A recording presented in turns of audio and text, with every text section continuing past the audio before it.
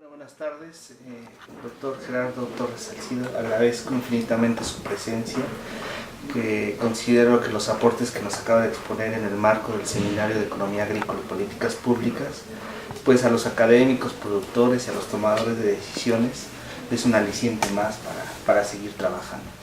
En esta vez quiero preguntarle tres cosas. La primera, cuéntenos de su experiencia con el Rincón, con los productores del Rincón hace 2 años, me parece. Sí. ¿Cuál es su perspectiva, sus fortalezas, sus debilidades que encontró con los productores que paradójicamente son los que aportan mayor valor agregado a la riqueza agrícola de los nopalitos? Tienen 2 centros de acopio con mucho dinero, pero no funcionales.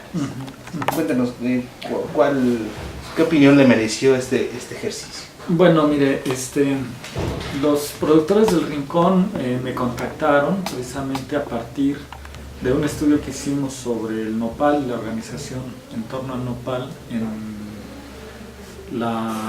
en el municipio de Tlalnepantla, Morelos, que es uno de los municipios con más alta producción de nopal en el país. Y a partir de ahí ellos querían ver de qué manera podríamos hacer un estudio ahí en el Rincón.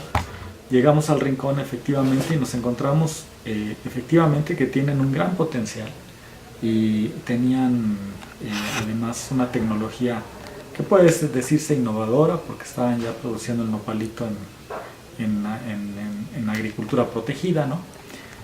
Con un mercado potencial muy alto, pero efectivamente el centro de acopio no estaba funcionando, y esto se debía a problemas organizativos, a problemas de la organización misma de los productores, que hasta el momento me parece que no los han podido resolver. Creo que esta fue una experiencia muy importante para ver en perspectiva cuáles son las dificultades con las que se enfrentan los sistemas productivos locales del nopal y de otros, en la medida en que pues, la organización puede tener fallas, y esto puede conducir a que no se desarrollen adecuadamente los territorios, ¿no? Entonces mi experiencia con ellos fue, por una parte, una experiencia muy grata por la calidez de las personas, por las facilidades que nos dieron para hacer el trabajo de campo, y fue también, digamos, una experiencia que desafortunadamente me confirmó una hipótesis que venía trabajando, en el sentido de que la organización es fundamental para poder consolidar los procesos de los sistemas productivos locales. Y bueno, digamos, si ya hablamos de las fortalezas, que es su gran potencial, su gran productividad, su capacidad innovadora y demás, pues su debilidad básicamente, y su vulnerabilidad es una debilidad en la organización, la baja participación de los jóvenes dentro de estos sistemas productivos, y además de eso, digamos, que han perdido algunas posibilidades de comercialización por precisamente por estas fallas de la organización. Muy bien. En la conferencia nos hablaba mucho de la importancia de la agrobiodiversidad en México. Aquí en Hidalgo, según fuentes oficiales, hay una tendencia exagerada o alarmante del monocultivo. El maíz amarillo, el maíz blanco, el frijol son los que determinan la unidad de la producción en la mayoría de los ejidos, en la pequeña propiedad o en la propiedad privada. Hay un resurgimiento de productos como el nopal verdura, el nopal fruta, el choconostle. ¿Cómo pensar un proceso de agroindustria rural cuando la mayoría de los espacios agrícolas tienden a desaparecer por el cambio de uso de suelo, por la tendencia del monocultivo, por estos flujos migratorios ciudad-campo, campo-ciudad? ¿Cómo entender esta agrobiodiversidad cuando parecería que vamos al revés? Vamos, en lugar de expandir la oferta que existe en la frontera agrícola en el estado de Hidalgo, tan siquiera hay una tendencia a que el directorio de productos agrícolas vaya disminuyendo año con año. ¿Cómo entender esta agrobiodiversidad? Sí, bueno, la agrobiodiversidad, digamos, si lo entendemos como todas las plantas domesticadas, ¿no? O en proceso de domesticación y sus parientes silvestres, pues es muy rica en México, pero al mismo tiempo tiene esta amenaza. En realidad, digamos, hay una tendencia a ir disminuyendo la canasta de productos alimenticios, es decir, en el país y en el mundo también, con desaparición de razas nativas de plantas, ¿no? Y de animales, y con digamos, una limitación cada vez más grande de la dieta en ciertos productos. Sin embargo, también existen esfuerzos para tratar de valorar esa biodiversidad.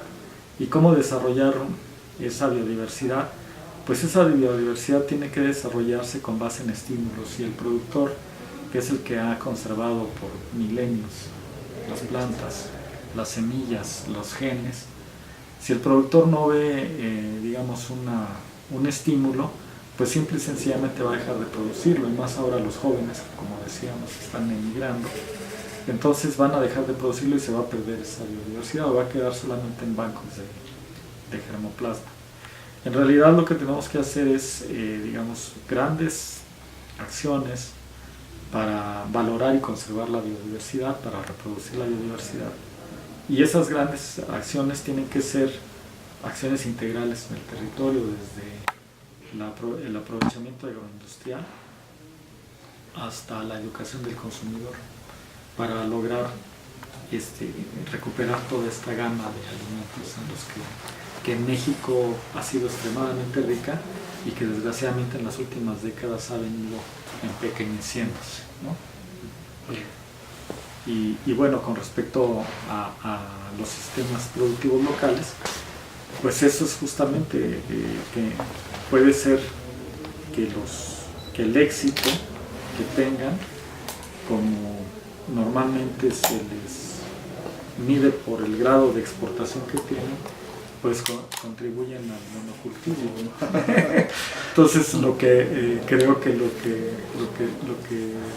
debemos impulsar son más los mercados locales, más los usos locales, más que cadenas, los circuitos de comercialización, ¿no?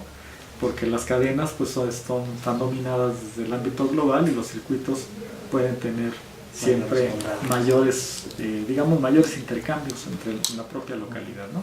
Intercambios monetarios, de conocimientos, de saberes y de sabores, ¿no? Entonces, pues creo que hay que impulsar más políticas que tiendan no hacia una gran agroindustria, sino a una pequeña agroindustria rural que pueda ser valorizada.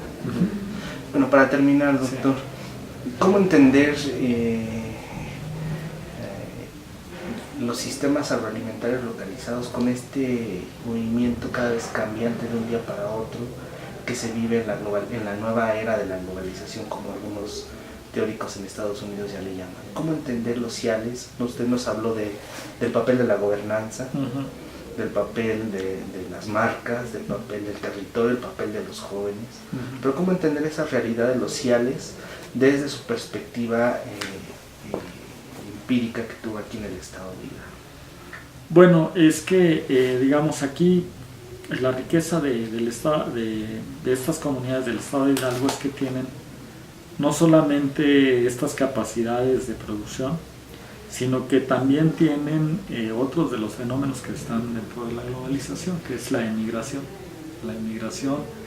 y por supuesto las amenazas de los grandes centros de distribución de las grandes ciudades. Pues tenemos aquí el mercado más grande de México y probablemente de América Latina, que es la Ciudad de México, ¿no?